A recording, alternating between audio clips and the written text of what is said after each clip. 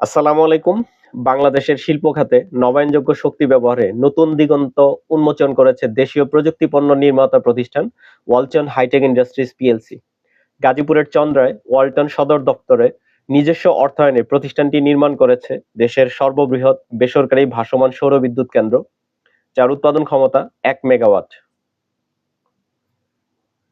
ওয়ালটনের ভাসমান সৌর বিদ্যুৎ প্রকল্প শুধু বিদ্যুৎ উৎপাদনে সীমাবদ্ধ নয়, একই সঙ্গে মৎস্য চাষ, ভূমি সংরক্ষণ, পানির বাষ্পীভবন রোধ ও পরিবেশ সুরক্ষায়ও কার্যকর ভূমিকা রাখছে।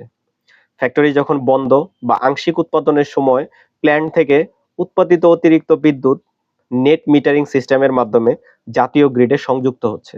এর ফলে দেশের সামগ্রিক বিদ্যুৎ সরবরাহ ব্যবস্থায়ও ইতিবাচক প্রভাব পড়ছে।